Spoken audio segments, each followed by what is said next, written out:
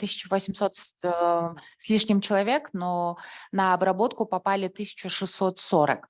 Также были учтены объективные данные, там статистические данные, также и государственных, международные и другие отчеты. Ну и фокус-групповые дискуссии для более углубленного изучения и определения, подтверждения каких-то гипотез, которые мы столкнулись во время исследования. Если здесь посмотреть, индекс, он рассчитывается и как бы, да, общей картиной, по примеру паутины, выставлена. Наверное, следующий слайд будет интересным. Вот, к примеру, гражданское участие в 2017 году он показывал 0,51, что было удовлетворительно. К сожалению, в 2022 оно упало до показателя 0,41. Экономические возможности, только показатель был в росте. На это влияет, что молодые люди больше заинтересованы в открытии создания своего бизнеса, акселераторские программы, грантовые поддержки, ну и как бы доступ к кредитованию стало больше, поэтому экономические возможности как бы были в росте. Образование, наука, культура, здоровье, да, все ушло в снижение. Почему? Потому что применяются очень многие подходы, внедряются какие-то новые методы, но оно как-то не соответствует ожиданиям молодых людей.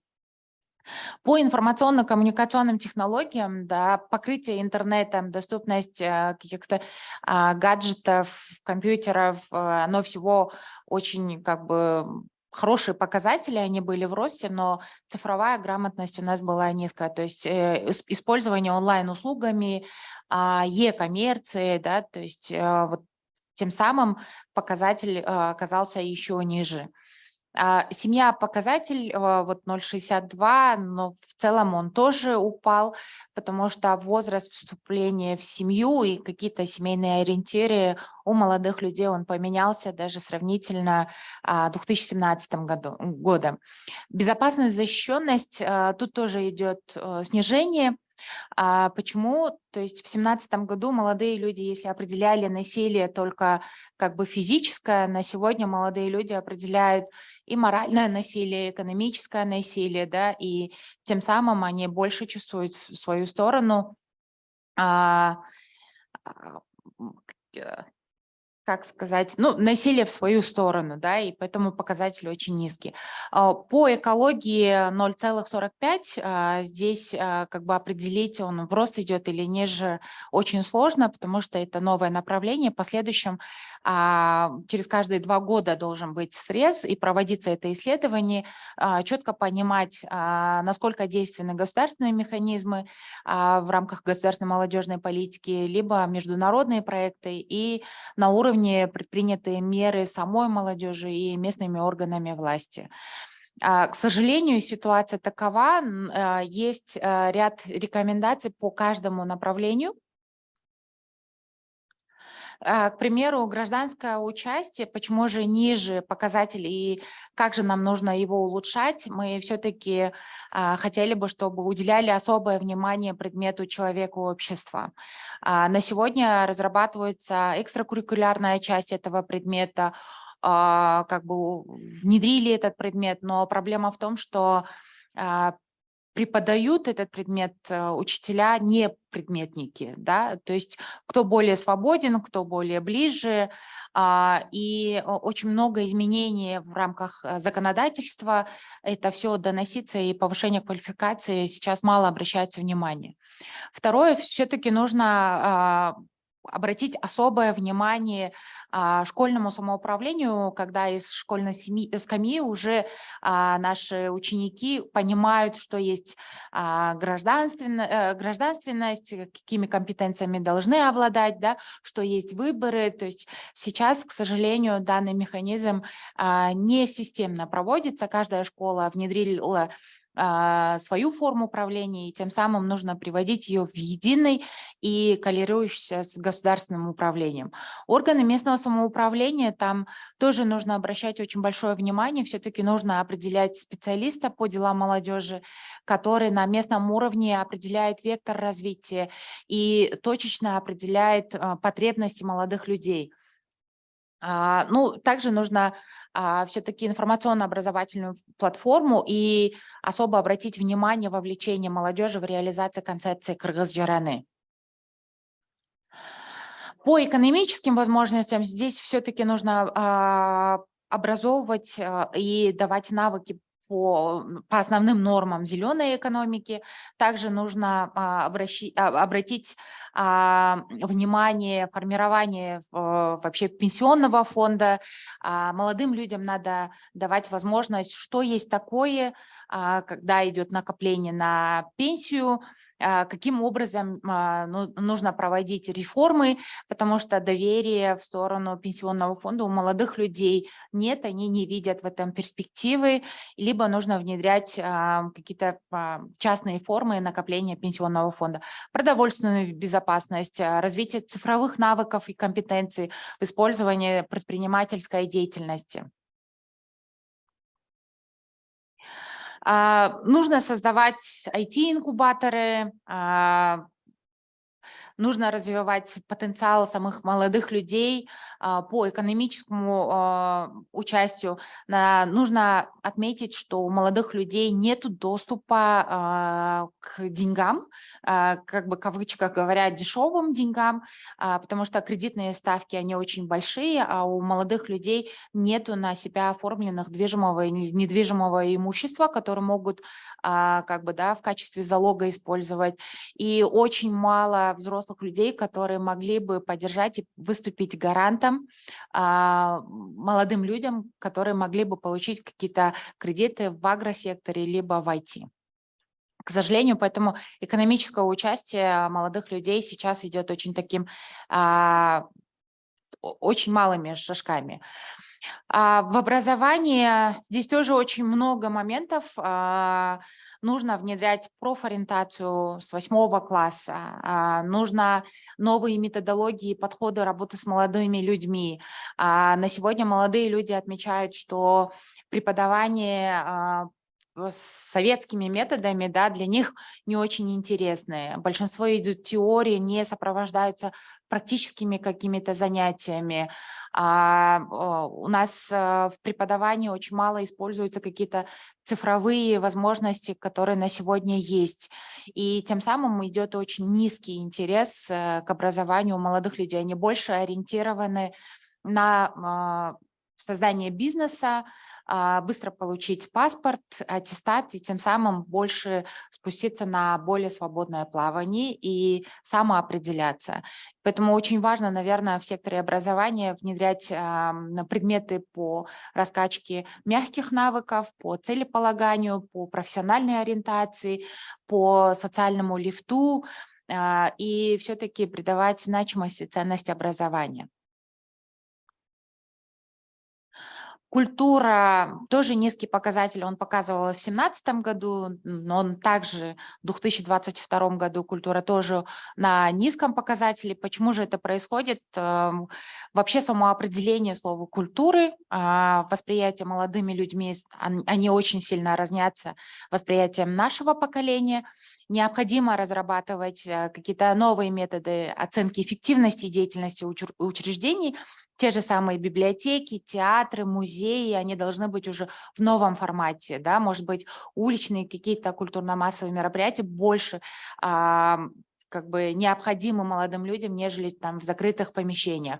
Необходимо разрабатывать внедрение системы мер стимулирования деятельности творческих работников и учреждений. Почему-то мы как бы больше придерживаемся того, что там театры, оперы, балеты и артисты, но у молодых людей очень много новых субкультур, да, и мы должны брать их ориентир и направлять, и помогать им развиваться в этом спектре. Создание экспериментальных площадок, целесообразно проводить вообще картирование существующих и потенциальных возможностей, Очень хорошая сейчас идет трансформация библиотек в новом формате, больше как коворкинг-центры, да, центры гражданского образования. Тем самым у молодых людей появляется интерес вообще посещать библиотеки. Ночь музея, да, очень хорошо отметили молодые люди, что вот именно такого формата культурных каких-то мероприятий молодежь на сегодня ожидает от нас. Необходимо также проводить исследования, вообще досуговую деятельность с учетом потребностей, с ограниченными возможностями здоровья. На них очень мало как бы, да, доступных мест. Нужно проводить больше онлайн каких-то культурных мероприятий, внедрять, потому что на сегодня информационно-коммуникационными технологиями молодые люди, к сожалению, используют только в развлекательном контексте. Если по здоровью, то есть организовывать нужно специальное обучение и пропагандистические кампании по формированию активной жизненной позиции общества по отношению к здоровью. К сожалению, мы у молодых людей отметили, что никто не пользуется медицинским страхованием. Да, нету такой культуры у нас заботиться и проходить чекап в год 2 раза, хотя бы 1 раз. Но в разработке каких-то политик по отношению к здоровью нужно с учетом гендерных, возрастных, культурных, физических и других особенностей, потому что у нас страна очень разносторонняя. Да? К примеру, мы столкнулись в рамках фокус-групповых дискуссий и исследований, что многие не идут в медицинские учреждения, потому что они не ориентированы на людей с религиозными как бы, да, убеждениями, что им приходится заходить в общую палате, да, там, либо проходить обследование со всеми наряду подряд, но какие-то свои ценности и принципы этого не позволяют. То есть если как бы дали волю, что человек вправе выбирать право религию, культуру, деятельность, свои принципы и политические в том числе, то есть нам нужно расширять доступность услуг и, соответственно, делать в соответствии их потребностям. Также важно отметить вот последние рекомендации по здоровью, что много молодых людей у нас нуждаются в психологической поддержке. Потому что они очень часто сталкиваются с недопониманием со стороны родителей, преподавательского состава и даже сверстников. И поэтому создание психологических служб во всех учебных заведениях страны, в том числе районных больницах и при акимеатах, и, может быть, нужны психологи уже для учителей.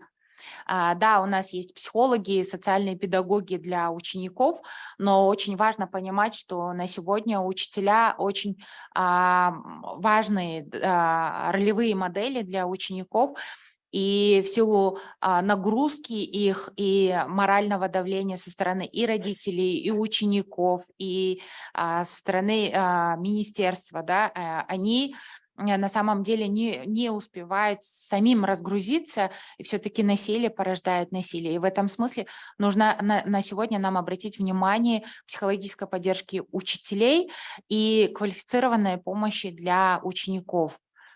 Даже как бы, да, в определении жизнедеятельности и профессии. По информационно-коммуникационным технологиям необходимо изменение учебной программы школ.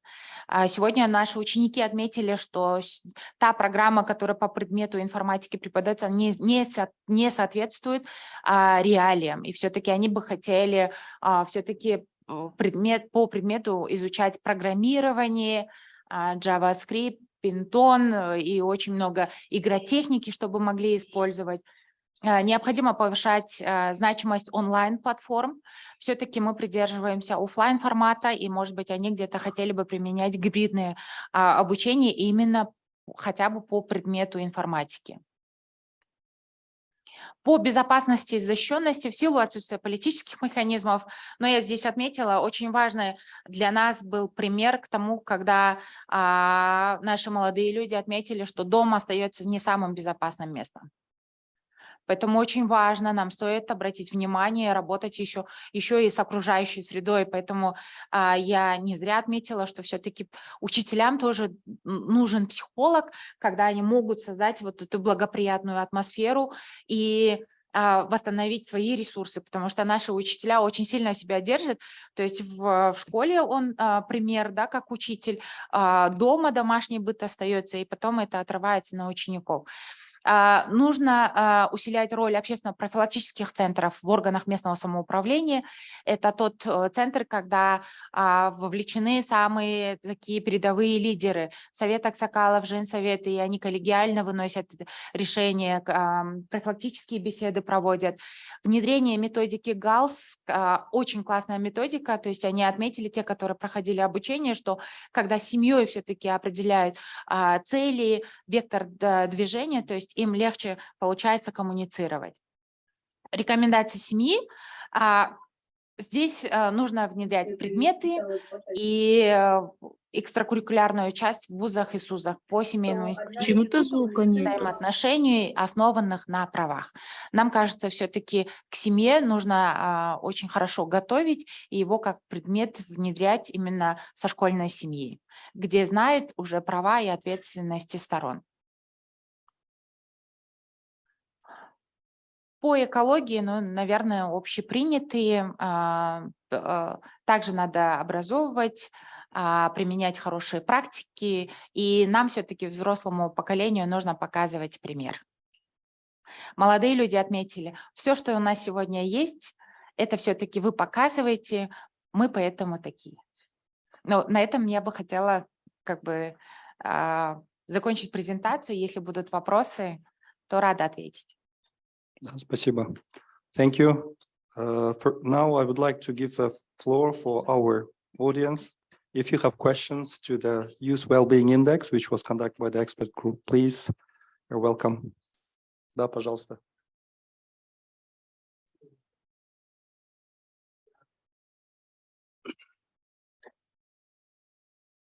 Спасибо большое за презентацию. Очень интересно было. И было интересно увидеть то, что два показателя из скольки там это экономическая составляющая и экологическая, да, повысились, а все остальные пошли вниз.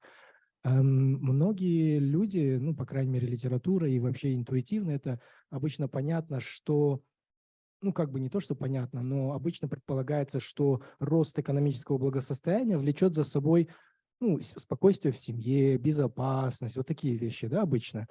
И интересный тренд вы отметили, потому что вот экономическое растет, а все остальные снижаются. Чем это можно объяснить? Это может быть просто все ресурсы уходят туда, и потом не остается времени на семью, такие вещи? Или вы думаете, это идет также задержка во времени? Возможно, экономический рост через какой-то год или два скажется на улучшение безопасности, других вещах? Может. То есть имеет место быть, да, и это можно будет оценивать воздействие, наверное, следующим исследованием через 2 года. Но первое нужно отметить, сейчас нынешняя молодежь, она более эгоцентрична. Оно идет работает и развивается над благосостоянием только себя. Да. Потом второе, нужно отметить, что вступление в семейную жизнь, оно у нас выросло. Если ранее было 23-24, сейчас этот рост, ну, как бы возраст показывает 26-27. А у нас молодые люди по закону 14-28. Поэтому этот показатель тоже, как бы, да, цифровые данные могли влиять на то, что экономические возможности у молодых людей выросли, а семейные, то есть они упали. И те же предположения, то есть, которые вы предполагаете, они тоже имеют место быть. Может быть, молодые люди сейчас работают над экономическим своим благосостоянием, и у них будет как бы более уверенно стоять на ногах, и они будут больше времени уделять семье. Это на сегодня тоже есть. Еще раз спасибо большое за презентацию. Очень печально видеть, что по всем показателям наша молодежь как бы дает негативные ответы, что ситуация изменилась. У меня такой вопрос. Вот эти данные, они есть в формате село, город, допустим, да, по гендеру, допустим, возможно, там мы найдем ответы, где больше всего изменились показатели, какие аспекты повлияли именно на вот эти показатели. Допустим, в городе Бишкек, я более чем уверен, ответы были чуть-чуть другими, чем, допустим, в селе, да, и также по гендеру, да, девочки отвечали чуть-чуть по-другому, да, в различных аспектах, нежели чем мужчины, мальчики, не знаю. Вот, у вас есть такие данные? Было бы очень хорошо увидеть эти данные и понять в разрезе областей и города, села. Спасибо. Спасибо большое за вопрос. Да, база данных нам дает возможность смотреть, и у нас тоже были гипотезы, что к определенным вопросам, например, по гражданскому участию, что отношение девушек будет совсем по-другому, но когда мы посмотрели, мы убедились, мы даже в какой-то степени даже разочаровались, да, наши ожидания не оправдались. Ответы, в принципе, у нас не разнятся.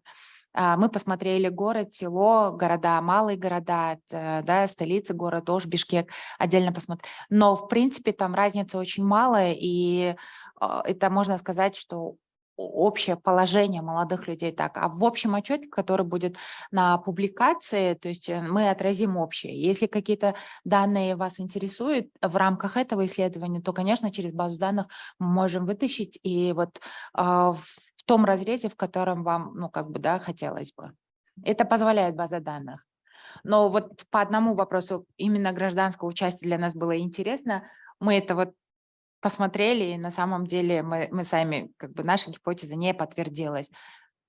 Мальчики и девочки были одинаково в ответе. Спасибо. Наверное, мы последний вопрос возьмем, потому что давайте еще два вопроса. Да, можно. Спасибо большое за презентацию. У меня тоже, честно говоря, был первый вопрос про выборку. Как вы делали? Она одинаковая, то есть половина людей, опрошенных из городов, половина из сел? Понятно. И вот второй вопрос, на чем основываются рекомендации?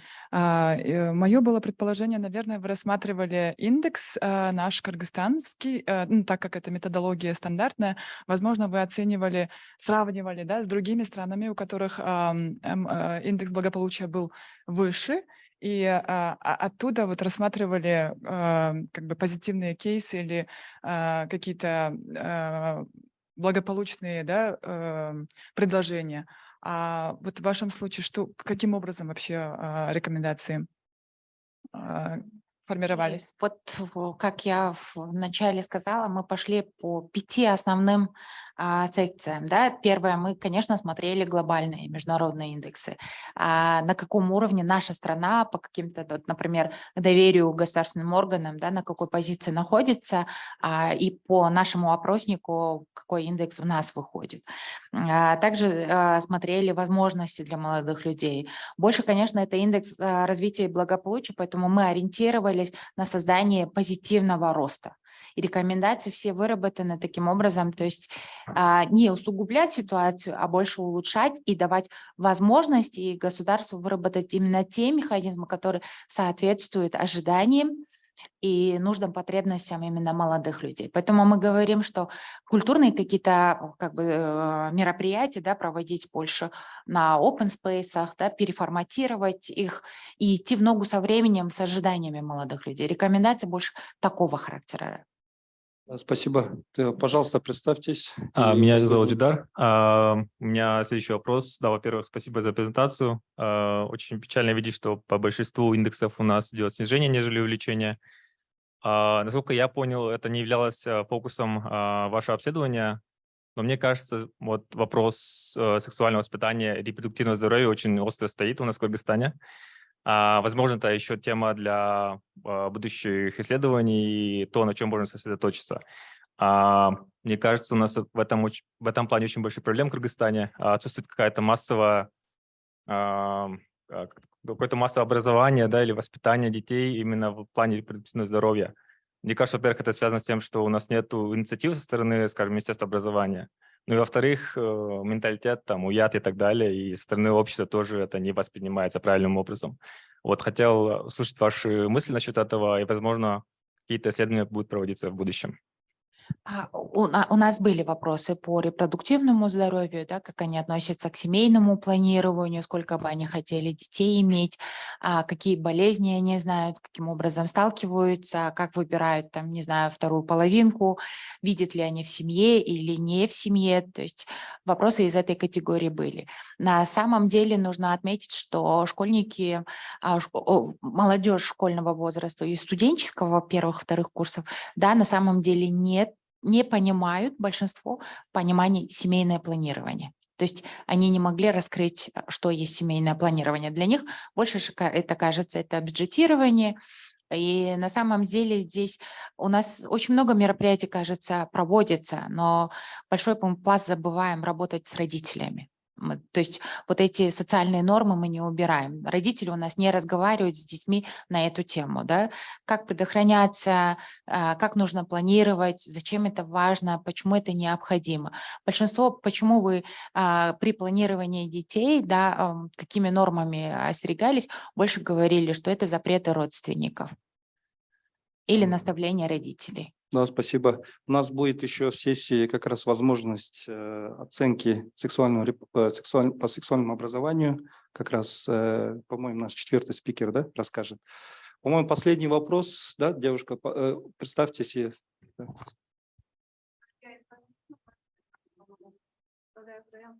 Институт экономики, Академии наук. Ну, у меня, знаете, такие комментарии к тому, что коллеги вот сейчас задавали вопросы, да. Во-первых, вот тезис о том, что почему рост благосостояния не ведет к, скажем, спокойствию, благополучию в семье, мне кажется, вот основная проблема заключается в цифровизации, в том, что семья потеряла тот статус, который был, ну, скажем так, лет 20 назад, да. То есть в наших семьях нет авторитетов. Наше поколение молодое, оно уже не воспринимает родителей так, как, допустим, наше поколение в свое время воспринимало, да, бабушек, дедушек и так далее. И вот эта преемственность между поколениями, она порождает огромные проблемы. Это вот первый аспект. Второй аспект заключается в том, что большое количество трудовых мигрантов, которые проживают в других странах, приводит к тому, что семьи неполноценные, да, то есть они не видят перед собой тот образ семьи, который должен быть. Соответственно, это заведомо, так сказать, люди, которые, ну, можно сказать, обречены, да, на некоторые неполноценные семьи и неполноценный институт семьи. И третий аспект, о котором мне хотелось бы сказать, то есть сейчас, на мой взгляд, происходит смена, то есть религиозная направленность общества, она превалирует над идеологической направленностью. Да? То есть вот идеология со стороны государства, она должна быть намного выше, чем то внутреннее, как сказать, внутреннее восприятие религии, да, в которой проживает каждая отдельная семья. То есть на государственном уровне программа должна быть построена таким образом, чтобы учитывала интересы всех сторон, да, разные поколения, и была вот, ну, такой общей целевым ориентиром для общества нашего. Да. Иначе получается, что как лебедь, рак и щука, да, каждая семья, она имеет свои приоритеты, свои особенности, и вот целостность общества, на мой взгляд, теряется. Ну, вот у меня такие комментарии. Спасибо большое. Да, спасибо за комментарий. Наверное, последний комментарий. Вообще хотелось бы, работая с молодежью, нужно спрашивать у молодых людей, чего же они хотят. Нужна ли им идеология и какой идеологию они видят. Да? У нас все действия идут как на объект, а все-таки молодежь должна становиться субъектом молодежной политики. И только тогда у нас будут те меры, которые они воспримут и равной ответственностью понесут, и будет развитие. Вот последнее, к чему я вас буду призывать, все-таки нужно спрашивать у молодых людей, как они хотят, чего они хотят и как бы они хотели это реализовать. Спасибо еще раз за презентацию. Я думаю, этот подход не только молодым относится, но и пожилым. Следующий у нас спикер – это Светлана Николаевна, как раз по активному долголетию. Вам слово. Доброе утро, уважаемые коллеги. Продолжая Эльнуру, хочу сказать, и таким образом молодежь наступает на те же грабли, да, потому что у нас априори отсутствуют межпоколенные взаимодействия вообще. И когда мы говорим с молодежью и спрашиваем, на самом деле, почему у вас сегмента этого нет, то молодежь у нас говорит, подскажите, куда это запихать? Не надо никуда запихивать. Нужно просто посмотреть на эту ситуацию. Один раз со стороны, а другой раз изнутри. И эта тенденция, она, собственно говоря, и нарушает некую концепцию целостного линейного развития. То есть мы думаем о старости только когда мы становимся старыми, да? Мы думаем о пенсии, когда мы начинаем получать пенсию. Мы думаем о здоровье, когда мы заболеем, а обычно это в пожилом возрасте происходит и так далее. Мы планируем, задумываемся о планировании семьи. Мудро к этому подходим, когда нам уже столько лет. Это вот прелюдия к тому, о чем я буду говорить в презентации. Концепция активного долголетия – это только маленький сегмент того, что делает и пытается делать наша страна. И поэтому это как основа для разработки и осуществления политики активного долголетия в Кыргызской республике. А можно мне клики? Ага, спасибо большое. Угу. Куда, вправо, влево? Ага. Спасибо. И, конечно же, продление активного долголетия, сохранение до глубокой старости, удовлетворительного жизненного потенциала пожилых людей на сегодняшний день – это наша задача, который является основным подходом в использовании потенциала стареющих сообществ для решения двуединой задачи. Один раз это развитие общества, и другой раз это улучшение пожилых людей, пожилого возраста. И относительно концепции, собственно говоря, я хотела бы сказать, что Министерство труда, социального обеспечения и миграции уже разработало, да, совместно с некоммерческими организациями план действий, о котором чуть позже скажу, и будет разрабатывать программу активного долголетия пожилых людей вообще по всей стране. Уже есть концепция, о которой мы можем сегодня уже говорить, которая обсуждена и доведена до... я не знаю, каждого буквально гражданина, потому что в течение 6 месяцев очень активно работала наша команда. И главная цель политики – это гарантировать, исходя из международных стандартов и международного мадридского плана действий, который подписала наша страна в 2002 году, да, одна из 159 стран, это гарантировать, чтобы люди во всех странах старились в безопасности, сохраняя достоинство, участвовали в жизни общества, обладая всеми правами человека. Да? И это нужно думать в молодом возрасте. И это нужно внедрять с детства, так как, например, это делают в Японии или в Корее. Элементы политики активного долголетия заложены в нашем законе. Если вы не знаете, то я довожу до вашего сведения. У нас есть закон о пожилых гражданах. И на сегодняшний день есть, конечно, определенная государственная политика в отношении пожилых людей. Здесь есть определенные принципы. Конечно же, пропаганда укрепления солидарности между поколениями на основе справедливости и взаимопомощи. И это нужно не только старшему поколению. Старшее поколение очень быстро уходит почему-то в последнее время. Это нужно думать молодым. Участие пожилых всех в сопровождении подрастающего поколения путем обмена знаниями и опытом с молодежью. Мы тоже это выбросили за борт, да, у нас нет института наставничества, абсолютно нет, да, у нас увольняют людей, и люди в шоке, да, грохаются о какую-то неизвестную им платформу и спрашивают, а что же делать-то дальше, да, я еще молод, я еще много чего могу, а меня просто выбросили, да, мы об этом не думаем. Соблюдение гражданских прав и уважение достоинства пожилых граждан. Мы это декларируем на каждом перекрестке, да? А на самом деле, что у нас происходит, мы сами видим и понимаем. Создание равных возможностей для самореализации пожилых людей, в том числе в образовании пожилых граждан. Сейчас очень активно неправительственными организациями создана модель группа самопомощи пожилых граждан, и более 1000 таких групп по всей стране. И сейчас мы радуемся тому, что министерство взяло на заметку, Министерство социального обеспечения и миграции взяло на заметку и будет эту модель развивать дальше, прививать, потому что это есть пример. Группа самопомощи, которые достигли определенного уровня, экономического уровня, и обучают молодежь и предоставляют им рабочие места. В отличие от того, что молодежь пока никак не думает о межпоколенных связях. Задуматься нужно об этом. Искоренение негативных отношений и дискриминации в отношении пожилых людей, это тоже нужно учитывать. Каждый человек станет пожилым, да, и каждый чиновник когда-нибудь придет в эту когорту. Но случается так, что когда приходят люди, уходят на пенсию, они приходят к нам и спрашивают, а что делать? А что ж вы не делали то, когда вы могли это что-то изменить? На сегодняшний день существуют вызовы. Ох, куда она убежала? Вызовы. Угу. Вот. Конечно же, во всех документах, мы сейчас говорим о мейнстриминге, да, на сегодняшний день, отсутствует четкое определение понятия активного долголетия. Его просто нет. Признание того, что условия для активного долголетия закладываются на протяжении всей жизни, с детства.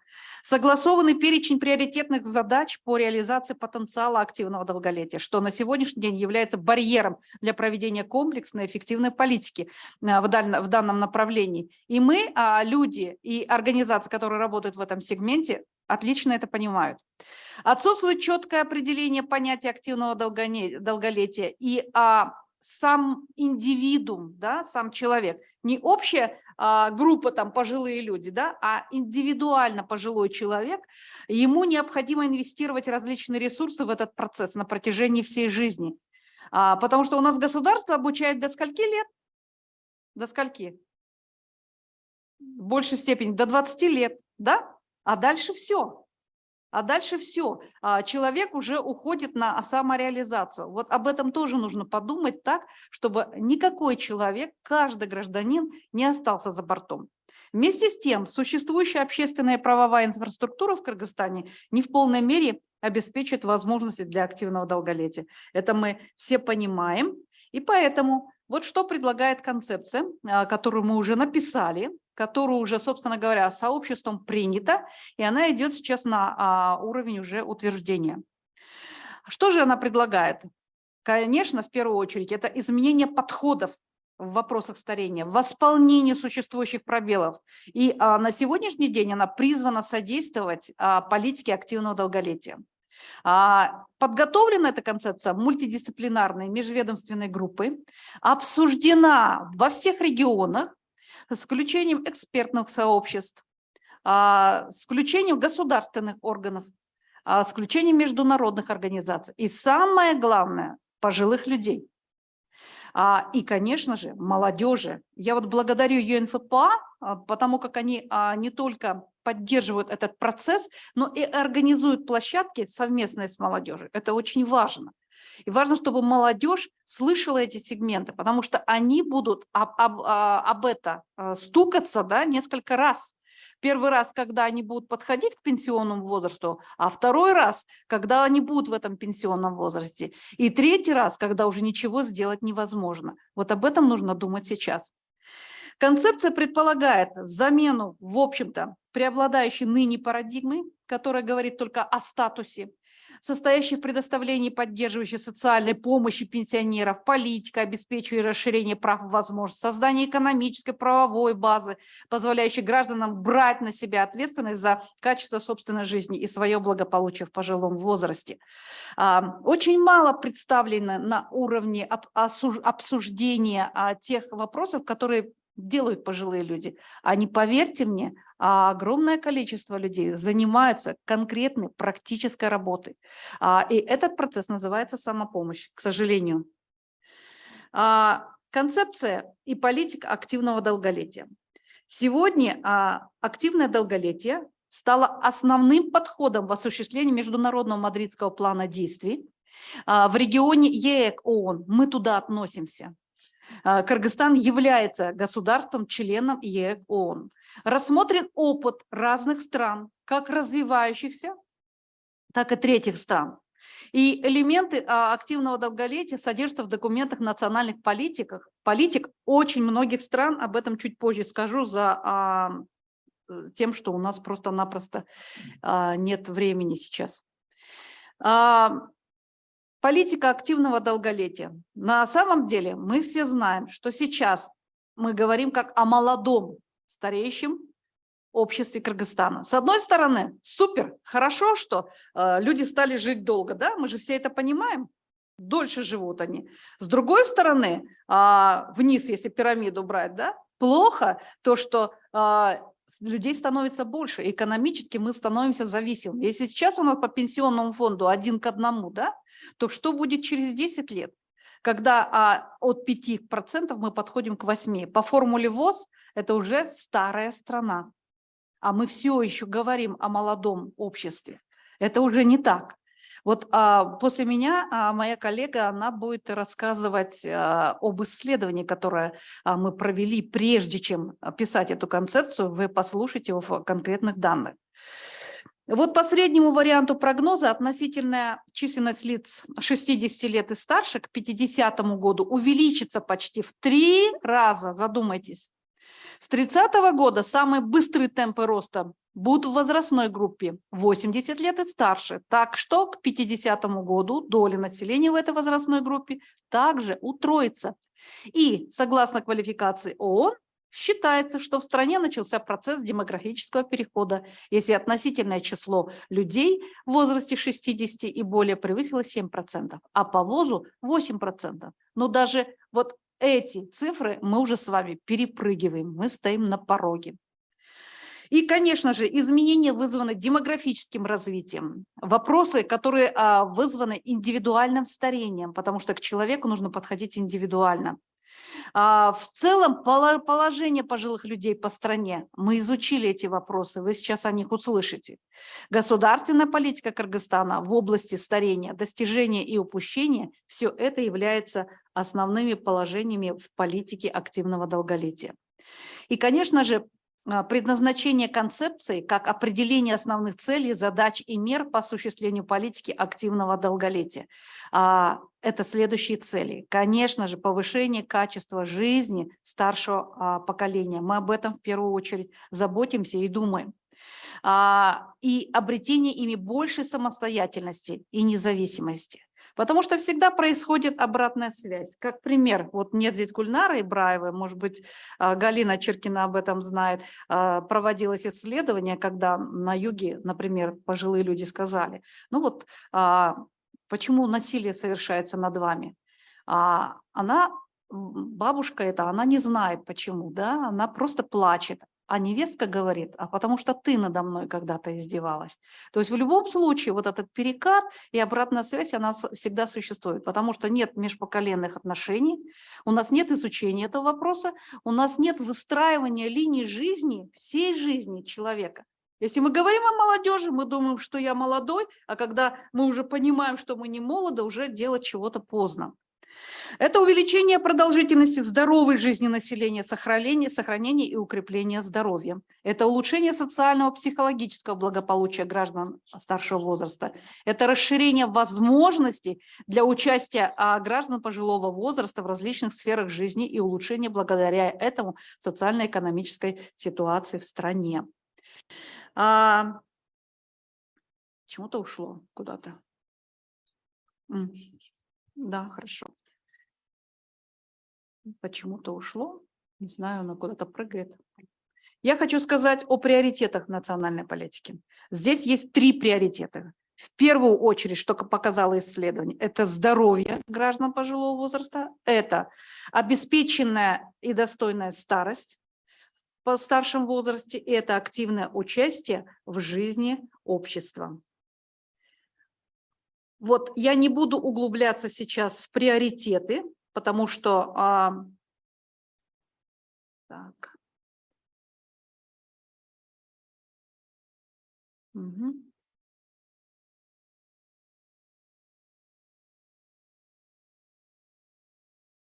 Вот смотрите, 3 приоритета. Вы можете их просто пролистнуть глазами, да? Приоритет здоровья граждан старшего возраста, да? На самом деле для чего это нужно? И мы здесь говорим не только о обычном здоровье, мы говорим и о цифровизации этих процессов, которые могли бы помочь старшему поколению. Второй приоритет – это вот обеспеченная и достойная старость, тоже можно пробежать глазами. Третий приоритет – это активность и участие в жизни общества. Основные подходы, конечно, это мейнстриминг, я не могу об этом не сказать, потому что мейнстриминг, да, на самом деле, эта стратегия направлена на включение вопросов старения во все соответствующие области политики на всех уровнях, в том числе и молодежных. Он необходим для того, чтобы отразить интересы пожилых граждан, в том числе ресурсы за счет интеграции вопросов старения, уменьшить неравенство между пожилыми людьми и другими членами сообщества и предотвращать маргинализацию и социальную изоляцию пожилых людей. О системе управления я не буду углубляться, потому что на самом деле это очень важно, и мы это больше обсуждаем с государственными структурами. Как инструмент это программно-целевой подход, который мы используем. Ресурсы также просчитаны, и ресурсы совершенно небольшие. И это только сегмент большого плана, который уже утвержден министерством. Поддержка эффективного функционирования объединения пожилых людей – это очень важно. И самое важное – это, наверное, доказательный подход того, что мы сделали в самом начале. Мы провели исследование, и у нас есть цифры, о которых вы сейчас говорили. И межпоколенческий подход мы считаем одним из самых важных. И уже не столько для пожилых, сколько для молодых. Потому как это широкое использование возможностей межпоколенческого подхода, который основан на понимании того, что люди пожилого возраста и работники старших возрастов составляют потенциал для развития общества в ходе демографического перехода. Этапы, они также прописаны в концепции, и я думаю, что это будет возможным уже в ближайшее время. Как я уже сказала, это обсуждено на всех уровнях абсолютно. И что уже сделано, конечно же, намечена конференция, которая будет углублять эти вопросы, и с этой целью приглашен Институт старения в нашу страну, который уже дал свое согласие. Мы надеемся здесь получить поддержку ЮНФПА.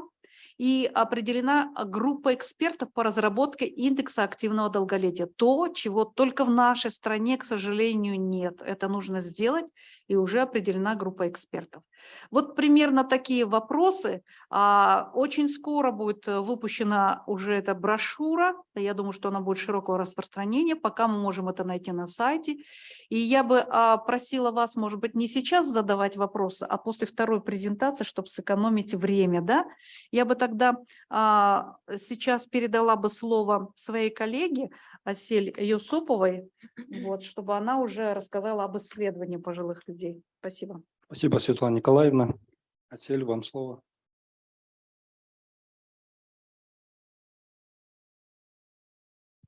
Здравствуйте.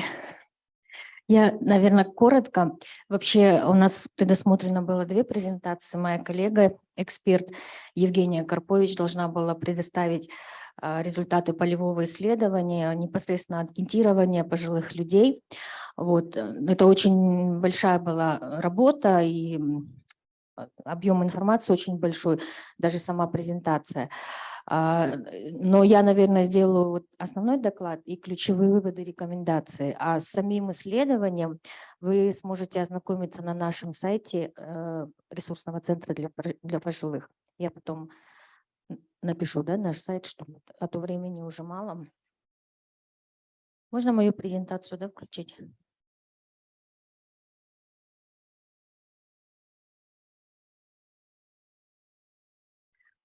Я вначале хотела бы сказать, что исследования по пожилым людям в Кыргызстане и вообще в целом по ситуации с пожилыми людьми в Кыргызстане проводятся очень редко.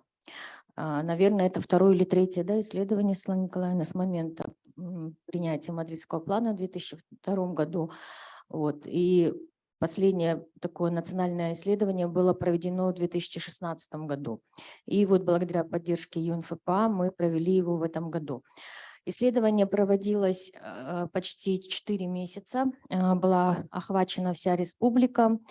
В исследовании приняли примерно 50% пожилых женщин и 50% пожилых мужчин во всех 7 областях Кыргызстана.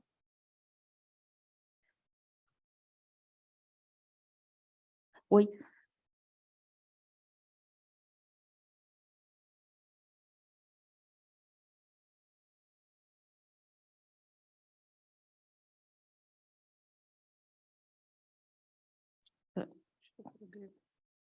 Да. Или с опережением.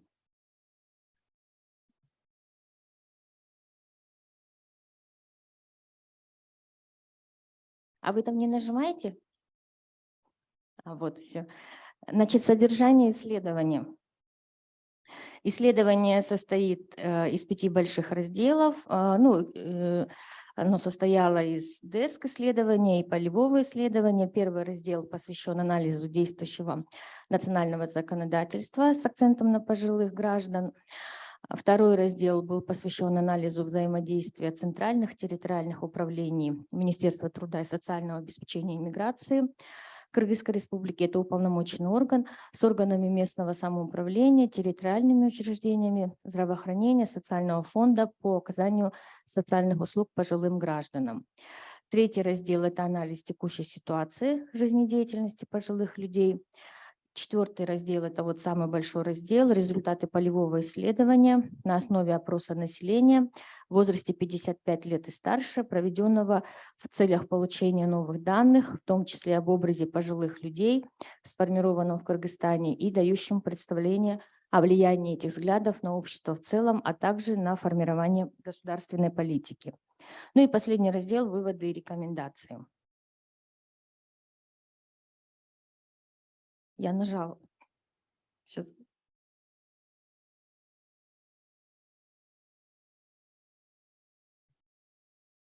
Направо.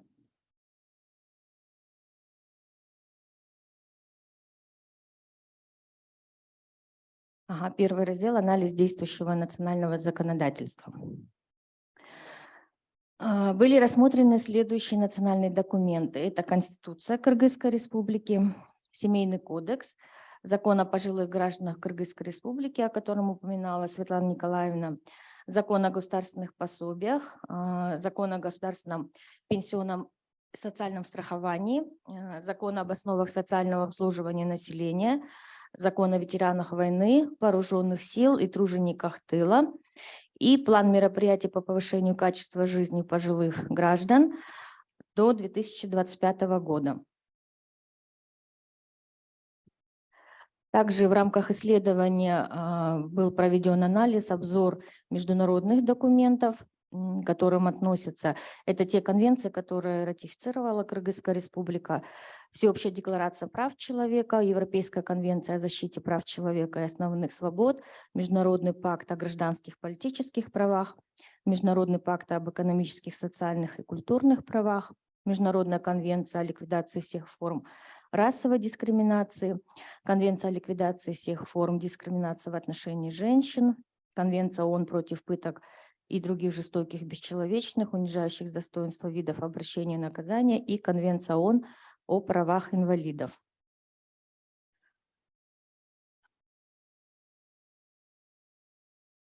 Значит, перепрыгивает.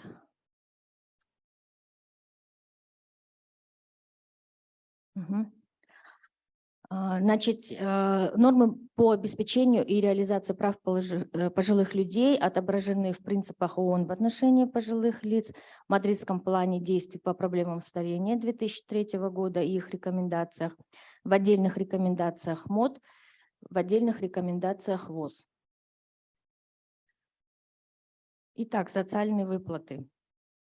На конец 2021 года численность получателей пенсий составила 758 тысяч человек. Средний размер пенсии в Кыргызстане 6412 сомов, это примерно 115% к прожиточному минимуму. В Кыргызстане у нас осуществляется 3 вида пенсии, это по возрасту. Средний размер пенсии примерно 6500 сомов. Второй вид – это пенсия по инвалидности, 4739 сомов. И третий вид пенсии по случаю потери кормильца – это примерно 3733 сома. Пожилые граждане – получатели социальных пособий.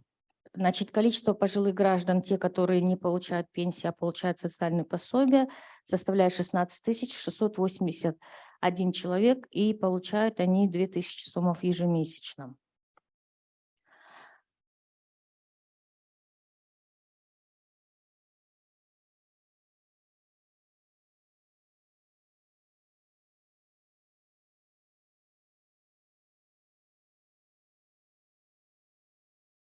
Я извиняюсь.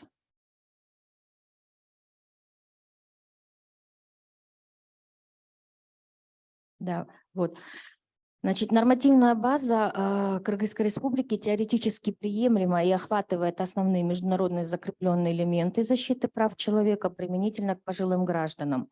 Конституция Кыргызской Республики и другими нормативно-правовыми актами закреплен запрет на дискриминацию по возрасту, гарантированные услуги, выплаты, социальное обслуживание, обеспечение жизнедеятельности пожилых граждан.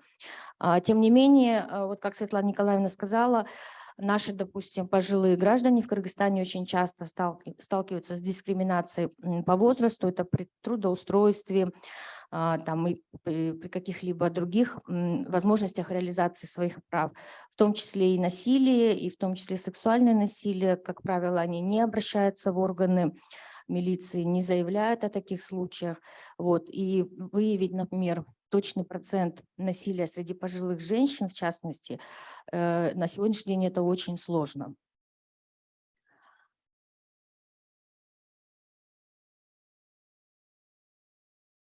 Результаты анализа законодательства. Значит, не выявлены нормы, ущемляющие права и свободы пожилых граждан.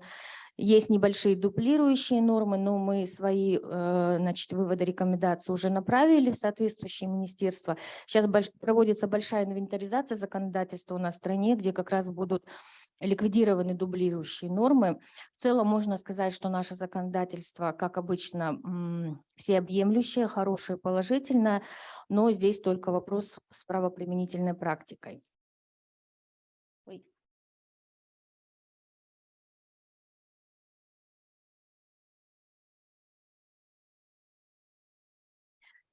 Вот наши предложения по совершенствованию законодательства. Внести, во-первых, нормы по предоставлению услуг пожилым людям в период эпидемии, пандемии и чрезвычайных ситуаций, потому что в это время, в период пандемии, практически все государственные органы столкнулись с тем, как действовать в условиях пандемии, как оказывать помощь, в том числе уязвимым группам населения и нашим пожилым. Еще одно предложение – это внедрить механизм по организации досуга пожилых граждан в сообществах и на местном уровне. Это какие-то парки для пожилых людей, какие-то фитнес-залы, которые они могли бы посещать, и другие вопросы.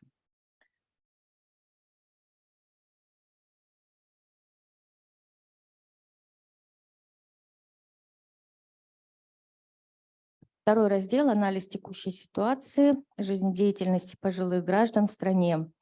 Ну, это структура, здесь я не буду останавливаться. Демографическая ситуация на начало 2022 года в общей численности населения дети и подростки в Кыргызстане составили почти 2,5 миллиона человек, лица в трудоспособном возрасте 3 833 000 и старше трудоспособного возраста 576 000 человек, это 8,5%. То есть мы уже приближаемся к критическому числу, когда население Кыргызстана уже становится стареющим. Доля пожилых 55+ в общей численности населения составляет 13%. Значит, пожилых женщин 57%, мужчин меньше 43%. Ожидаемая продолжительность жизни при рождении у женщин выше, чем у мужчин. Для обоих полов это 71,8, для мужчин 67,9 лет, для женщин 76,1. Гендерный разрыв связан с различиями в уровне смертности полов. Смертность мужчин в 1,5 раза выше смертности женщин. Я быстро, кратко. Социально-экономическое положение. Ну, как известно, основным механизмом обеспечения гарантии доходов пожилых людей является пенсионное обеспечение. На конец 2021 года численность получателей пенсии составила 758 человек, и за 5-летний период этот показатель увеличился на 12,6%. Доля пенсионеров в общей численности населения Кыргызстана составляет в среднем 11%. Доля работающих пенсионеров в общем числе пенсионеров по возрасту составила почти 25%.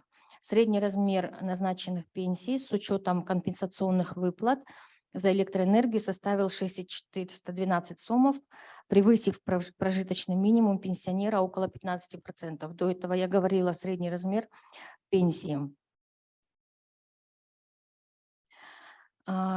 Здесь тоже я не буду все перечислять, но просто как для размышления, значит, на сегодняшний день у нас на одного пенсионера приходится более 3 работающих человек. Значит, основная нагрузка на пенсионное обеспечение ляжет тогда, когда на пенсию будут выходить люди старше 60, которые были рождены после 60-го года рождения. Вот это самый большой возраст пожилых людей. Вот в то время рождалось очень много людей. Ну, в силу определенных обстоятельств у нас здесь, в Кыргызстане. Пожилые люди, семья, я тоже здесь не буду останавливаться, но здесь самой большой проблемой является трудовая миграция. Как вы знаете, в Кыргызстане это самая большая и проблема, и в то же время для кого-то это, наверное, один из выходов для улучшения экономического благосостояния. Вот, когда уезжает трудоспособное население, как правило, своих внуков они оставляют со своими родителями пожилыми, те живут только на свою пенсию, обеспечивая себя и своих внуков. Ну, вот такая вот нагрузка. Да, все. Здесь доступ к медицинским услугам среди здоровья пожилых, ну, естественно, это возрастные заболевания, и вот эта вот пандемия, коронавирус, одно из таких. На втором месте стоит сахарный диабет среди пожилых людей и онкологические заболевания. Ключевые выводы, здесь тоже я не буду все перечислять, могу только сказать, что пожилые люди активно хотят учиться, обучаться, использовать гаджеты, сотовые телефоны, Zoom и так далее, и так далее. Ну, то есть как бы хотят активно быть вовлечены в современную, да, вот такую вот современные тенденции. Вот, они не хотят уже быть, просто сидеть с внуками, хотят также активно участвовать в жизни общества. Вот. Ну и рекомендации, это все те, о которых говорила Светлана Николаевна, что в Кыргызстане необходимо развить концепцию активного долголетия, пересмотреть отношение к пожилому человеку как к иждивенцу, а наоборот смотреть на него как на человека, который может внести вклад в общество. Спасибо, я извиняюсь за такие эти. Спасибо еще раз.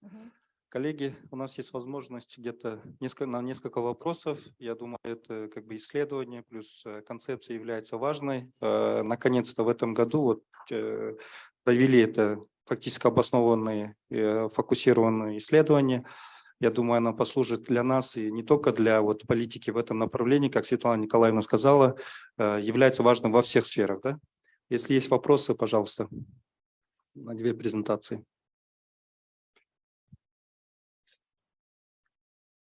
Спасибо большое, очень важную работу вы проводите. И вот живу в Европе, там видно, что пожилые, они заранее планируют свою жизнь, быстро выводят детей за пределы дома и, в общем, продолжают активно жить, да. Меня зовут Дамир Исналиев, я экономист. В общем, вопрос такой. Вот во всех презентациях ваших двух там очень упор делается на политику, что должна быть политика, без нее как-то вот. Вот скажите, пожалуйста, вот понятно, что какое-то понимание, концепция, видение должно существовать, но мы знаем, что наше правительство, оно, в общем-то, конечно, удивительно, так скажем, повышает возможности и дает вот пенсии, да, пособия, зарплату мы слышим. Но в любом случае ограничены средства. Насколько вот упор на правительство как бы должно быть решающим, да? То есть нельзя ли, в общем-то, иметь видение и также продвигать неправительственные движения, течения, всякие, я не знаю. В Европе очень много всяких вещей, которые удивляют нашего человека, да, там есть общество, там есть что, чего только нет. В общем, очень сильное такое неправительственные вещи, явления, которые вот и представляют собой активную жизнь для пожилых людей. На ваш взгляд, возможно ли как-то вот так что-то начинать или, возможно, уже есть, чего мы не знаем? Спасибо. Спасибо большое. Очень интересный и важный вопрос. Я хочу сказать, что вот моя организация, которую я представляю, ресурсный центр для пожилых, 31 год. И 31, собственно говоря, где-то 20 лет точно мы работали на уровне залатывания дыр. Там порвалось, мы бежим, там залатываем, там порвалось, там мы что-то делаем. Вместе с тем мы создавали модели, мы пробовали, прежде чем выйти на уровень полиси, мы пробовали это все в маленьких точках. Таким образом, у нас появились группы самопомощи, да, которые, собственно говоря, сфокусированы на многообразие подходов, когда в центре стоит пожилой человек и разветвленность того, чего они хотят, то бишь потребности. И вот когда такие потребности встали уже выделенным фрагментом, мы стали по этим потребностям работать. В том числе, например, вот коллега Альнура, она говорила об ОПЦ, это тоже наша модель, это мы ее когда-то придумали, только потому, что нам нужны профилактические были мероприятия в определенное время, когда страна переживала тяжелый кризис. Поэтому на сегодняшний день мы вышли на уровень полиси, определяя политики вместе с государством. Это трудные переговоры, это трудные шаги. И сейчас они уже совместно с международными организациями для того, чтобы выстраивать политику, для того, чтобы не залатывать дырки по кусочкам, а работать на системном уровне. Через мейнстриминг нужно вводить абсолютно все те потребности, которые мы выявили. Вот у нас очень мало времени здесь. Мы вот раньше вообще целый день этому посвящали, чтобы все до косточек разобрать. А на самом деле исследование показало, что не только потребности, но и возможностей очень много, да? Те, которые мы можем взять от пожилых людей. И то, что они делают сейчас самостоятельно, через те же группы самопомощи, а уже есть и федерации групп самопомощи, которые делают огромную работу. Но мы же против того, чтобы государство в государстве было. Мы бы хотели, чтобы на уровне полиси, на уровне политик государство определяло взаимодействие между всеми игроками. И чтобы пожилые люди тоже были услышаны и увидены. Была оценка их деятельности, не только их потребностей, но их деятельности, потому что вы, наверное, редко, когда увидите сейчас в нашей стране с протянутой рукой наших пожилых людей, потому что они очень много делают для того, чтобы изменить ситуацию. Политический контекст вообще всего того, что происходит в нашей стране и в мире, наши пожилые стараются принимать участие, делая это концептуально на своих местах, на своих территориях, объединяя эти посылы на общих площадках, а у нас их много, диалоговых площадок, платформ, где мы обсуждаем, принимаем решения и приглашаем людей, которые могут принимать решения. И еще раз говорю, всегда это у нас было на уровне залатывания дыр, а сейчас мы уже вступили на фазу, когда мы действуем на системном уровне и призваны и призываем всех других работать через мейнстриминг. Если я ответила на ваш вопрос. Спасибо. Спасибо. Если нет вопроса... еще один вопрос, да? Давайте тогда уже после этого вопроса начнем следующую презентацию. Уважаемые коллеги, я хотела вас поблагодарить за презентацию, очень интересный. Ну вот я, например, не знала, что такая инициатива уже много лет существует, у нас такой центр существует, и вот сейчас вы вышли уже на уровень государственной политики. Но вот правильно здесь сказал Дамир Исеналиев, да, что здесь должен быть разный спектр заинтересованных сторон, и, на мой взгляд, большое значение играет то, как семья воспринимает внутри вот пожилое поколение, да, вот когда у нас в кодексе о ребенке внушает нашим детям в школе, да, что у тебя есть права, то прежде всего нужно говорить об ответственности за близких, за бабушку, за дедушку, за родителей и так далее, да. И если в семье начнется понимание выходить на вот такой качественный уровень, да, мне кажется, мы тоже вот достигнем большого такого успеха, да. Но есть опыт разных стран, когда действительно пенсионеров привлекают, да, людей пожилого возраста, привлекают в группы, да, и они разрабатывают политики, то есть они кардинальным образом меняют наше общество. Вот поэтому, мне кажется, ну, очень такая хорошая инициатива, и дай бог вам всего самого-самого хорошего продвигать. Спасибо большое за поддержку. На самом деле, когда мы только собирались исследования проводить, а это второе большое исследование, да, и когда мы включали, у нас один из 8 блоков, 8-й был вопрос о насилии. Многие эксперты в группе были против. Да вы что, у нас такого быть не может. Нет, нет, нет, что вы. И когда мы провели исследование, мы настояли на этом пункте, все, конечно, в шоке были. Вы понимаете, о чем я. Поэтому вы правильно затронули вопрос семьи. Это самое важное, где зарождается. Это все начинает с планирования семьи, если Галина поддержит меня, я думаю, в этом плане. С планирования семьи, да, с определения позиций того роли пожилых в семье в самой, да, которой как таковой нет. У нас уезжают в миграцию больше миллиона только в Российской Федерации, да. Кому у нас детей оставляют? Пожилым, да, они обретают второе дыхание и работают снова, да, то есть мы определяем только роль и нагрузку, да, спасибо, что сейчас пенсионная реформа, какие-то там вещи, даже базовая часть начала изменяться, но это ведь не только то, что нужно пожилому человеку, это внимание, у нас очень много случаев, когда очень большие денежные люди обращаются к нам и говорят, можете там на свое обеспечение взять мою маму или моего папу, и спрашиваешь, почему? Потому что нет времени у них в семье, ни внукам, ни детям. Слушайте, это все неправильно. Мы для чего живем? Для того, чтобы работать. И работаем для того, чтобы опять работать и быть рабами, работать только. Да? Нужно всеобъемлюще смотреть на все аспекты жизни.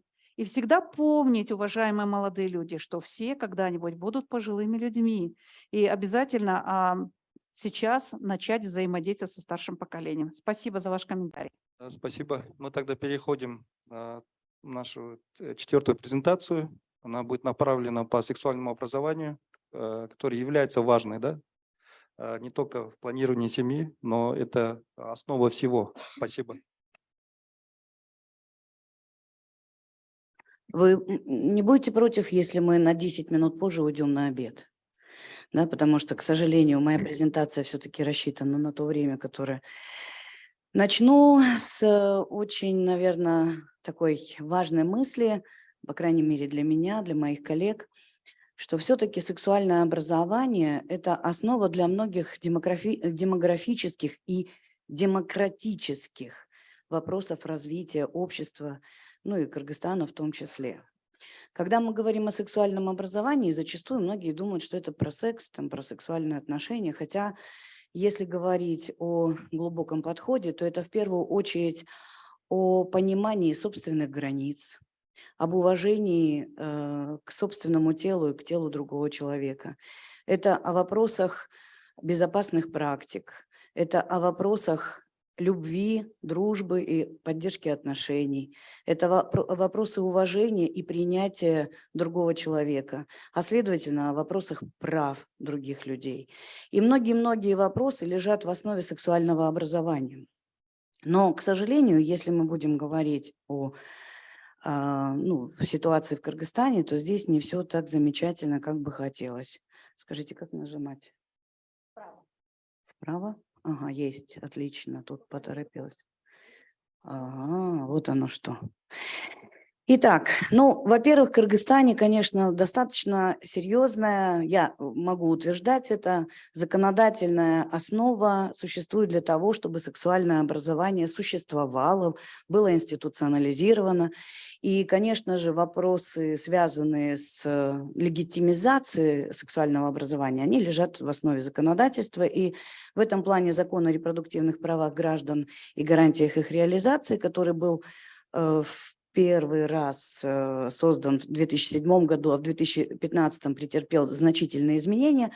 Вот есть прям отдельная статья о доступе молодежи, подростков, несовершеннолетних к информации и услугам в области репродуктивного и сексуального здоровья. Не буду на этом останавливаться, вы прочтете сами, но самое главное, что на сегодня при всех достаточно серьезных дискуссиях в обществе законодатель признал за молодыми людьми право на сексуальное образование. К сожалению, мы можем много спорить по поводу того, какое слово используется в законодательстве или в других нормативных актах. И это, наверное, тоже основа для каких-то, может быть, общественных исследований. Почему мы не признаем слово «сексуальное», но так хотим, чтобы было «половое». Хотя это одно и то же, да? Но, опять-таки, лингвистически, наверное, здесь нужно казусы языка исследовать, но в определенной степени для меня это одно и то же. Когда мы задались вопросом, какова же ситуация с сексуальным образованием в нашей стране, мы для начала решили, ну, как бы обозначиться с термином, да, который должен очень четко нам давать понимание того, куда должна двигаться, например, система образования, что она должна признавать. И вот, как вы видите, общепринятый термин, он, кстати, был сформулирован более-менее ООНовскими организациями, а именно ЮНЕСКО и ЮНФПА на последней встрече в 2018 году, когда обсуждались вопросы сексуального образования и что такое комплексное сексуальное образование. И вы видите это определение, оно достаточно широкое и позволяет нам понимать, что здесь в основе лежит очень много вопросов, связанных с другими смежными науками, подходами и так далее. И тогда мы понимаем, что, возможно, сексуальное образование – это некий комплексный подход, вообще интегрированный в различные предметы, например, в системе в школьной или в той же системе высшего образования.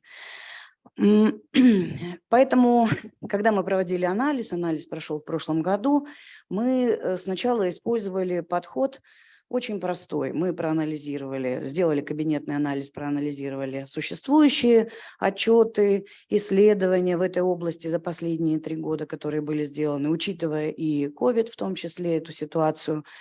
А также мы сделали исследования среди 24 НПО, которые работают или позиционируют себя как организации, работающие с вопросами сексуального образования, с молодежью, подростками в этой области.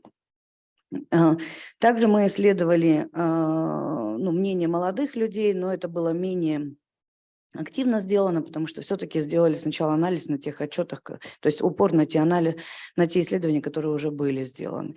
Еще один момент очень важный, это, конечно, исследования и интервью с международными организациями, потому что на сегодня в Кыргызстане сексуальное образование или половое воспитание поддерживают у нас только международные организации, и это в основном точечные или какие-то, такие очаговые вспышки, но никак не комплексный, не системный подход, к сожалению. Итак, что мы увидели? В первую очередь мы увидели, что молодые люди в Кыргызстане имеют достаточно большие проблемы, связанные с развитием. Все данные, которые в этих буллетах сейчас приводятся, это упор сделан на те исследования и данные, например, статкомитета, которые мы нашли. Поэтому все это проверенные данные. Само исследование вы найдете на сайте UNFPA в Кыргызстане и непосредственно можете запросить, потом я вам дам координаты. Уже переведено на английский, по-моему, да, Бактыбек? То есть на 2 языках вы можете увидеть. Итак, портрет следующий. Каждый третий житель Кыргызстана – это молодой человек. несмотря на тенденции, которые нам нарисовала Светлана Баштовенко, на сегодня все-таки общество молодое у нас пока, да. Вот, и это как бы один из моментов, но, к сожалению, я могу вам сказать, ни одной программы экономической, культурной, социальной за эти годы не было принято в адрес молодежи. Мы так долго и нудно спорили по поводу молодежной политики, так долго и нудно говорим о роли молодежи, но совсем ничего не имеем в отношении действительно конкретных решений правительства, ну и страны в целом. Еще один момент. 62% молодых людей проживают в сельской местности. И это серьезно сказывается на многих вопросах, связанных с доступностью услуг, с доступностью образования в целом, с возможностью проявлять себя и так далее. Еще несколько таких моментов очень интересных. Например, вот это мнение Министерства культуры и спорта, и поэтому мы взяли это мнение сюда, в этот буллет, что только 15% молодых людей задействовано, например, в спортивном развитии, да, то есть физическом развитии как таковом. Ну, уже не буду говорить о представленности молодых людей в политических партиях, это вообще профанация полная, так же, как и молодые люди во власти, это тоже в большей степени заигрывание. Есть еще несколько моментов, которые, наверное, относятся к демографическим процессам в большей степени. Конечно же, мы видим с вами, что девочки в нашей стране имеют все-таки второстепенную роль в силу различных культурных, религиозных аспектов, и это сказывается на гендерном неравенстве очень серьезно. Если сакцентировать внимание на вопросах, например, беременности, деторождения, то мы здесь видим очень страшную картину. Для меня это страшная картина. Например, в прошлом, прошу прощения, в этом полугодии только за последние 6 месяцев в городе Бишкек несовершеннолетних беременных, которые родили, было 80 человек. Если мы по стране посчитаем, несовершеннолетние – это до 16 лет. Да? Мы с вами понимаем, что здесь подход такой хитрый, несовершеннолетний, не 18. Вот. И что будет происходить дальше, я не знаю, потому что на фоне высокого роста насилия, в том числе сексуального по отношению к девочкам и мальчикам, мы можем говорить, что эти цифры будут только увеличиваться. И мы об этом трезвонили еще 5 лет назад и говорили о том, что нужно серьезные меры принимать в отношении вопросов насилия, профилактики, создания каких-либо программ.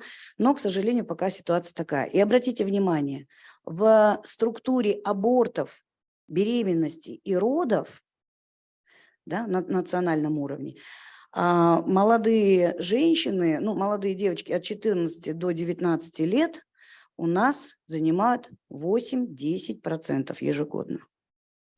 При этом, конечно, мне многие могут сказать, мы иногда с врачами спорим, они говорят, ну, у нас же там 19-18-летние есть, которые уже замуж вышли, и законодательство нам позволяет это делать. Но мы сегодня уже слышали, тенденции это создание семьи у нас к более старшему возрасту, да, подкатывают. А здесь, значит, или те, кого выдали насильно замуж, кого украли, или кого сбагрили, я так говорю. Ну, то есть быстренько продали из семьи богатому жениху. И вот эта ситуация, она достаточно серьезна, потому что 14, 15, 16 лет – это девочки, которые еще не закончили школу, естественно, не выбрали путь в образование выше и так далее. Ну и это, конечно, очень серьезные вызовы для их жизни в будущем. Здесь отдельно можно говорить о молодых людях с инвалидностью, о молодых женщинах. И здесь, конечно, двойная дискриминация, связанная как со статусом здоровья, так и непосредственно с полом. Мы можем также говорить, что молодые люди с так называемой альтернативной сексуальной ориентацией имеют достаточно серьезные проблемы как в обществе в целом, так и в вопросах реализации. И поэтому, если говорить об ответах, которые дает нам общество, вот молодым людям, мы можем говорить, что здесь не такие уж они активные и результативные или эффективные. В здравоохранении мы знаем очень много вызовов, связанных с тем, что даже законодательно молодые люди не всегда могут воспользоваться услугами здравоохранения самостоятельно без разрешения родителей. Мы говорим о том, что недоступны контрацептивы. Только за последние 5 лет изменилась ситуация. На 60% уменьшилось количество молодых, использующих контрацептивы при первом сексуальном дебюте и в последующем. Это о многом говорит. Связано это в первую очередь с тем, что сократились или практически исчезли гуманитарные поставки контрацептивов в нашу страну. А те, которые приходят, например, презервативы женские и мужские по линии глобального фонда, они используются только для конкретных категорий. Например, для потребителей инъекционных наркотиков, для секс-работниц. И я всегда говорю, для того, чтобы получить бесплатный презерватив, в Кыргызстане нужно быть секс-работницей. К сожалению, проблема эта увеличивается еще и с тем, что, например, если говорить по подходам, по экономическим расчетам, которые ЮНФПА делает, эксперты говорят, что если человек вынужден заплатить больше, чем 1% от своего заработка в месяц за контрацептив, он никогда им пользоваться не будет. Как женщина, так и мужчина. Так вот, на самом деле, давайте посчитаем, сколько в среднем заработная плата у нас молодого человека, который учится и где-то подрабатывает. И посчитайте, сколько стоит в среднем 3 презерватива, которые он может купить в аптеке, качественных, например, немецких, там, таиландских и так далее, не китайских. И мы видим, что эта цена достаточно серьезная, да, если посчитать на количество, например, половых актов в месяц, если это активный человек. Вы не знаете? Ого, интересно, да, это повод для исследования. А как же тогда взрослое население пользуется контрацепцией? Есть еще один момент. Мы говорим всегда, что нам не хватает школ, нам не хватает учителей, наши программы несовершенны, мы все время требуем от образования каких-то реформ.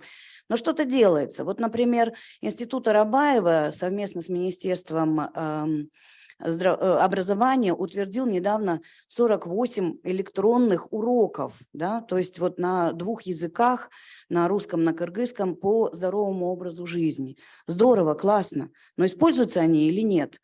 Или, например, у нас с 2014 года внедрено руководство для классных руководителей по здоровому образу жизни, где вопросы сексуального образования очень серьезно раскрываются. Но на фоне того, что хотя бы мы могли предложить сопротивляющемуся обществу. Так вот, на сегодня всего лишь 24% школ заявляют о том, что они так или иначе используют вопросы сексуального образования, здорового образа жизни в своих программах. Но еще плюс-минус несколько, там около 20% говорят о том, что делают это эпизодически. На самом деле наше исследование показывает, например, мы делали исследование самостоятельно, наша организация, в прошлом году по менструальной гигиене на юге Иссык-Кульской области. Так вот, 47% родителей уверены, что сексуальным образованием девочек, ну, то есть хотя бы менструальным образованием, занимается школа. А 28% учителей уверены, что сексуальным образованием занимаются родители. А на самом деле молодые люди, ну, то есть девочки, там, начиная с 5 по 11 класс, говорят, что с ними никто об этом не говорит. Но если говорить об авторитетности источников информации, то практически 70% девочек говорят о том, что они бы хотели получать эту информацию дома от мам. И это удивительно. Авторитет школы практически падает. Но это связано не с тем, что молодые люди не доверяют учителям. Это связано с тем, что учителя об этом не говорят. Как только мы внедрили программу обучения учителей, ровно через год это же исследование в этом году показало, что уже 37% девочек говорят, что они получают эту информацию в школе и доверяют этой информации. И это всего лишь за год, да, небольшого проекта. И я так думаю, что если бы у учителя были бы соответствующие навыки, то, возможно, он бы смог интересно, доступно, ясно и понятно с актуальной информацией справиться по этим вопросам. Замирание. Не все так просто. Ну что же, про семью я уже немножечко сказала, про сексуальное образование. Конечно, отдельно мне нужно сказать о масштабах насилия, который на сегодня зашкаливает в семьях, зашкаливает. С чем это связано? Ну, может быть, да, с отсутствием этих межпоколенческих связей, которые и, по сути, мы разрушали не потому, что хотели это сделать, да, а потому что так происходило. Может быть, это связано с тем, что молодые люди в большей степени по времени общения и существования уходят в цифровое пространство. Обратите внимание, сколько времени они находятся в телефоне или где-то в интернете и так далее, и вы понимаете, что те самые обозначенные психологами 20 минут времени с ребенком за столом, чтобы поговорить и все время держать контакт ежедневно, они потеряны. Родители про эти 20 минут или не знают, или просто не успевают эти 20 минут поймать со своим ребенком. Мы, конечно, можем много говорить о навыках родителей, здесь нужно особую песню запеть, но я так думаю, что нынешние родители нынешних подростков – это люди, рожденные в 90-е, когда они были потеряны полностью для образования, для многих-многих вопросов, и они просто не обладают этими знаниями. Они не знают, как давать информацию. И многие из них говорят, наши исследования показывают, что они бы с удовольствием прошли дополнительное обучение, получили бы какой-то подход новый и так далее. Есть еще игроки на этом поле, и эти игроки очень значимы, ну, по моему мнению, потому что мы говорим об НПО, но НПО все-таки больше работает с какими-то ключевыми группами населения, то есть они берут только какие-то конкретные группы, например, там ЛГБТ-сообщество или, например, молодых людей из там, проблем с законом и так далее, из тех, кто имеет проблемы с законом. И поэтому, конечно, здесь нужно или развивать внешкольное сексуальное образование и давать больше навыков, давать больше возможностей НПО, и тогда на законодательном уровне признавать их вклад и на правительственном уровне. Или же мы говорим о том, что через некоторое время вот это самообразование по принципу равный равному, оно будет наиболее, наверное, эффективным и актуальным. Почему? Отвечу почему. Потому что, по сути, на сегодня мы можем говорить, вот сюда пойду, мы можем говорить о цифровом пространстве как альтернативе. И вот в цифровом пространстве рождаются все новые и новые платформы, проекты и площадки, на которых молодые люди получают ту или иную информацию, которая их беспокоит. Вы знаете, сегодня очень активно развиваются кыргызскоязычные платформы. Я очень рада. И молодые блогеры все чаще берут родной язык за основу, когда работают в цифровом пространстве. Но, конечно, не хватает в первую очередь знаний, не хватает понимания того, о чем они говорят, и это уводит многих молодых людей в совершенно другую область, не совсем компетентную в отношении комплексного сексуального образования. Ну вот вы видите цифры, это опять-таки все цифры подтвержденные, вытащенные из отчетов. Вы потом можете посмотреть ссылки на отчеты тех партнеров, кто это делал. Но вот удивительная вещь, да, вот посмотрите, что на 10% городских девушек и 13% сельских юношей не имели доступа к цифровым технологиям, особенно вот в период пандемии. Да, то есть мы все равно каждого 10-го теряем хотя бы потому, что у них нет возможности подключаться к интернету и оттуда получать информацию. С чем это связано? Ну, с бедностью семьи, с отсутствием хороших гаджетов, с отсутствием вообще-то доступа к качественному интернету, потому что, несмотря на то, что мы заявляем о том, что страна вся охвачена интернетом, но мы знаем, что есть непокрытые зоны. О чем бы мне хотелось сказать? Помимо этого я хочу сказать о роли международных организаций, которые на сегодня, к сожалению, предательски, я бы так сказала, грубое слово, но предательски относятся к тем программам, которые они запускали в Кыргызстане в свое время. То есть многие уходят, не оставляя институционального следа в своих программах, не оставляя возможности устойчиво развивать программы. С чем это связано? Не знаю. Есть такое у меня ощущение, связано с тем, чем хуже, тем лучше, да, для многих. Вот, может быть, покажем вам, как на самом деле придется вам жить, если не будет таких программ. Но мне-то кажется, это все-таки не очень хорошая политика, и на сегодня анализ показывает, что вопросы сексуального образования не рассматривает ни одна программа в Кыргызстане, международная, ни одна. UNFPA смотрит на это через призму развития своих партнеров. Это, ООН – это все-таки чуть-чуть другие вещи. А вот международные организации, доноры, которые приходят в страну, они больше говорят о участии молодежи, они больше говорят о чистой воде и сельской местности, но совсем не смотрят на сексуальное образование как на некий встроенный инструмент своей программы. Есть еще один момент, это очень важный.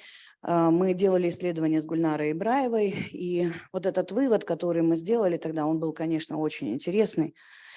Роль религиозных организаций. Вы знаете, мы часто слышим, что религиозные представители кричат «уят сексуальному образованию», да, это невозможно делать в школе, зачем вы развращаете молодежь. Но на самом деле это хитрый ход. Я считаю, что это хитрый пиар-ход. Не учитесь в школе знать об этом, потому что это самая интересная тема. На нее-то все приходят. 39 и 41 параграф в анатомии за 9 класс помнят все. Он также сохранился под этим номером. Так вот, не учитесь в школе. Мы про секс вам расскажем. Приходите к нам. И это хитрость, которая работает. Если вы заглянете в литературу, материалы религиозных организаций, то вы всегда там найдете тему секса, сексуальных отношений и всех остальных вопросов, которые так интересуют молодых людей. На сегодня, например, я видела книгу «Думка», которая утверждена Думком. Там 600 страниц, вот такая книга о сексуальных отношениях правоверных.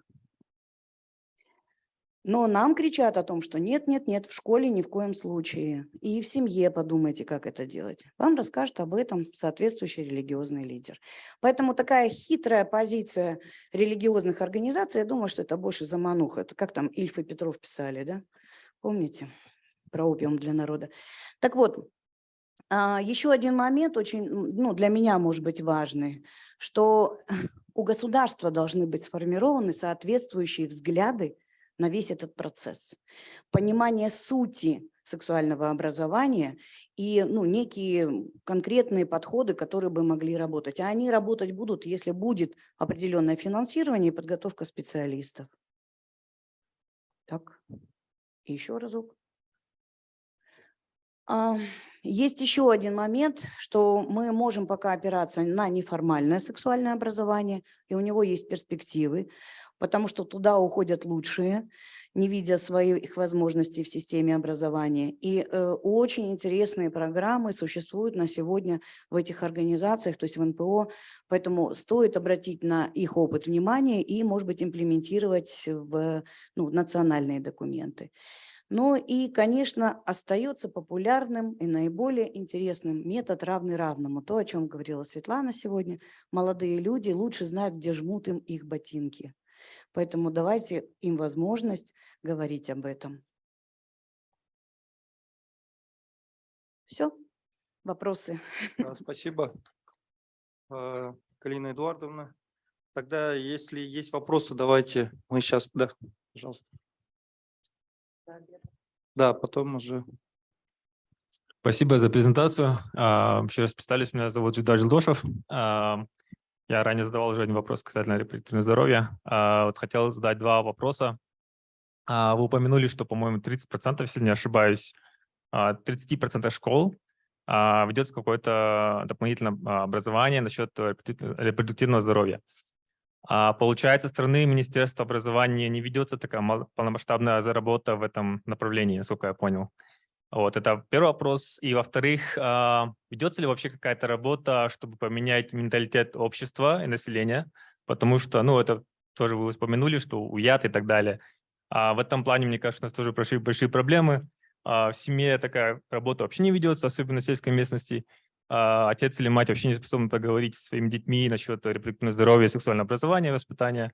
И в этом плане очень остро стоит проблема.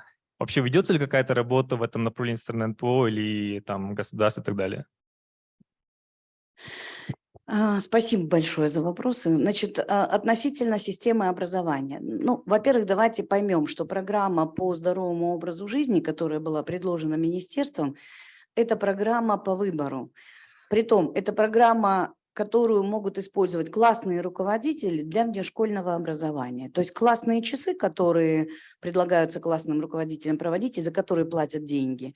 Классный руководитель может, например, выбрать или про Чингиза Айтматова поговорить, или про Нобеля, к примеру, про Нобелевские премии, или про сексуальную ориентацию, к примеру, или о репродуктивных правах. Как вы думаете, что выберет учитель физики, который является классным руководителем, и о чем он будет говорить со своими учениками. Ну, как минимум про Нобеля, но явно не возьмет сексуальное образование за основу своих классных часов. Это первое. Второе. Нет системы оценки и мониторинга знаний, которые предлагает данное руководство. Что это значит? Если по алгебре у нас есть система контрольных, система зачетов, система экзаменов, с помощью которой и срез знаний, с которым приезжает иногда Минобраз в школы, и это и есть система мониторинга, знают ли дети тот объем материала, который заложен в этом году, например, для 10-классников, то вот в отношении этого руководства никакой системы мониторинга и оценки. Хочешь – проводишь, не хочешь – не проводишь. Никто не приедет и не спросит, знают ли ребята у вас 3 пути передачи ВИЧ? Знают ли ребята у вас 3 метода защиты от ВИЧ? Знают ли ребята, какая сексуальная ориентация вообще в мире существует, сколько их, да? Или что такое квир? Да никому не интересно в Министерстве образования. Поэтому раз нет системы мониторинга и оценки, то просто уже исходя из своей совести или рисков, которые получает классный руководитель, работая со старшеклассниками, а главный риск – это беременная девочка в их классе. Вот если там беременная девочка в классе, то все, мы начинаем просто целую историю разворачивать, как мы их учили, а они все равно допрыгались. Но на самом деле это все-таки больше должно быть системным подходом, ясным, понятным для всех педагогов в школе. К сожалению, этого нет. Это первое. Второе, работает ли кто-то? Да, работают разные организации. Например, вот программа Dance for Life. Она работает в области профилактики ВИЧ и, тем не менее, затрагивает вопросы сексуального образования, репродуктивного здоровья. Альянс по репродуктивному здоровью готовит своих тренеров по принципу равный равному, и у нас в 5 регионах эти команды работают в школах, в вузах, в СУЗах, но этого мало. Да, спасибо, Да, уважаемый. просто небольшой комментарий, если можно. Получается, да, мне кажется, надо сделать это обязательным, да, ввести в программу, чтобы в школах эти вещи объясняли. И это у меня вызывает, на самом деле, большое недоумение, почему со стороны государства эта работа еще не выполнена. Почему это не сделали обязательным в внешкольной программе, например. Да, и вообще, мне кажется, это проблема очень остро стоит, в том числе это ведет и к тому, что много насилия в стране по отношению к девушкам, женщинам со стороны мужского населения. И в этом плане меня это вызывает большое недоумение. У нас уже это время подошло к концу. Мы, думаю, за обедом уже сможем обсудить. Давайте поаплодируем всех наших спикеров. В завершение я хочу сказать, что все темы, которые сегодня были презентованы, они являются важными. На каждую из них можно конференцию организовать, и мы так и будем, скорее всего, и на сексуальное образование, по пожилым, и по молодежи. И демографический дивиденд есть и по пожилым, и по молодежи, и они являются ключевым для нашей страны, чтобы получить выгоду от населения. Да? И сексуальное образование, как уже сказали, оно является основой всего. Без этого у нас и так и будет продолжаться рост насилия, и у нас будут и вызовы во всех направлениях. Еще раз спасибо. Сейчас приглашаем на обед.